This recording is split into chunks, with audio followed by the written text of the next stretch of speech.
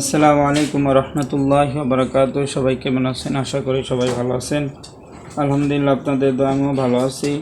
তো আজকে আমরা নুন সাকিন এবং তানবিনের আরেকটা কায়দা শিখব, আর এটার নাম হচ্ছে ইকফা। তো আমরা এই ইকফা শেষ হইলেই কি আমাদের নুন সাকিন এবং তানবিনের যে কায়দা বা পড়ার নিয়ম এটা আমাদের শেষ হয়ে যাবে। তো আজকে আমাদের শেষ নিয়ম। তো আমরা আজকে ইকফা শিখব। তো আপনারা আমার স্যালেডে দেখতেছেন, এখানে লেখা আছে ইকফা অর্থ লুকাইয়া পড়া, অর্থাৎ ইকফা এর অর্থ হচ্ছে লুকাইয়া পড়া। তো আপনারা এখানে আমার কিছু আরবি অক্ষর দেখতেছেন। তো তার আগে আমরা আগে পড়ছি যে ইকফার হরফ হচ্ছে 15টি।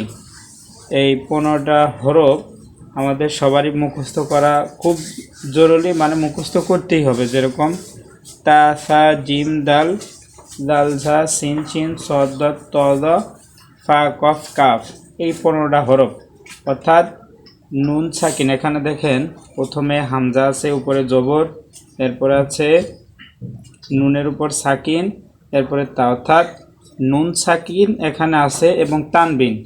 নুন সাকিন বা তানবিনের বামে একটা কথা সবাই খেয়াল করেন যে এই যে নুন সাকিন এবং তানবিনের যে পড়া নিয়ম, মানে কায়দা, আপনারা সবসময় দেখবেন প্রত্যেকটা পড়ার মধ্যে এরকম আছে যে নুন সাকিন বা তানবিনের বামে, অর্থাৎ বাম পাশের অক্ষর আপনি খেয়াল করবেন যে কায়দার নিয়ম পড়েন।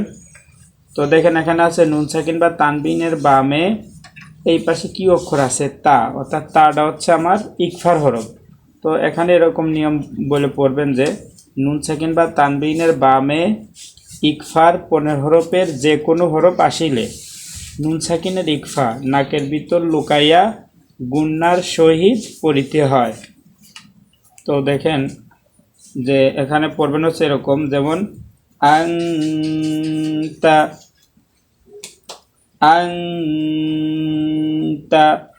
তো আপনারা এই যে আপনার নুন সাকিনের যে কায়দাগুলো এত খুব দিন আমরা পড়লাম, তো এইগুলো খুব সুন্দর করে আপনারা মুখস্থ করবেন। তো আপনারা দেখেন আমার এখানে আরেকটা যেমন দিছি, মানে এখানে আমি তানবিন দিয়ে দেখাইতে অর্থাৎ আপনার দেখবেন যখনই নুন সাকিন অথবা তানবিন, যদি তানবিন আসে আপনি খেয়াল করবেন যে এর বাম পাশে কোন অক্ষর আছে। যদি নুন সাকিন আসে তাও খেয়াল করবেন এর বাম পাশে কোন অক্ষর আছে। অর্থাৎ আপনার যে ইকলা, বিদগম, ইজহার, ইকফা, এই কয়টার মধ্যে যে কোনো হরফ, যে কোনোটার হরফ আসতে পারে।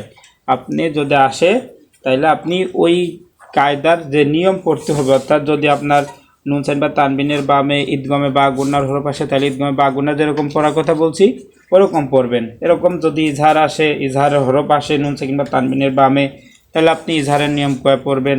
বা এখন আমরা ইকফা পড়তেছি, তো এই ইকফার যদি কোনো হরফ আসে তাহলে আপনি ইকফার নিয়ম করে পড়বেন। তো এখানে এরকম পড়বেন যে নুন সাকিন বা তানবিনের বামে ইকফার 15 হরফের যে কোনো হরফ আসিলে, এই দালটাই একটা ইকফার হরফ, 15 হরফের যে একটা হচ্ছে এইটা। তো আপনি পড়বেন এরকম যে নুন সাকিন বা তানবিনের বামে ইকফার 15 হরফের যে কোনো হরফ আসিলে নুন সাকিনের ইকফা নাকের ভিতর লুকাইয়া গুন্নার সহিত পড়িতে হয়। দেন না রং গুন্না, দেখেন এই র আলিফ 2 জবর রং, না রং, তা, অর্থাৎ এই জায়গা মদের হরফ এক আলিফ টানে পড়তে হবে, এই জায়গা ইকফা গুন্না হবে, এই জায়গায় এক আলিফ টানে পড়তে হবে, হরকতের উচ্চারণ। তো আপনারা খুব সুন্দর করে এরকম পড়বেন ইনশাল্লাহ। এই নিয়মে পড়লে আপনারা খুব ভালো মতো কোরআন শরীফ বুঝতে পারবেন। তো সবাই খুব সুন্দর করে পড়বেন। তো আপনারা দেখেন আমি যেটা আপনাদের সিলেটে বোঝানোর চেষ্টা করলাম, তো এখানে এটা সুন্দর করে লেখা আছে। তো আপনারা এই জায়গার থেকে মুখস্থ করে নিতে পারেন।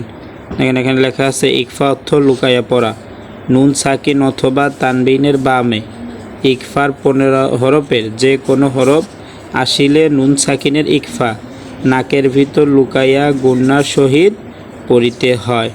অর্থাৎ আপনার এই যে নিয়ম বাংলা একটু খুব সুন্দর করে মুখস্থ করতেই হবে এবং মুখস্থ করবেন।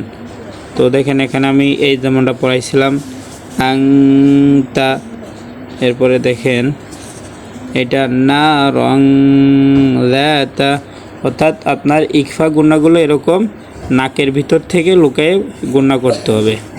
তো আশা করি আপনারা এরকম পড়লে খুব ভালোভাবে বুঝবেন। তো আজকের মতো আমাদের এই পর্যন্তই। তো সবাই ভালো থাকবেন। তো আমাদের নুন সাকিনের নিয়মগুলো পড়া শেষ। ইনশাআল্লাহ আগামীতে আমরা অন্য কোনো নিয়ম পড়ব। তো সবাই ভালো থাকবেন, দোয়া করবেন। আসসালামু আলাইকুম রহমতুল্লাহ বারাকাতুহু।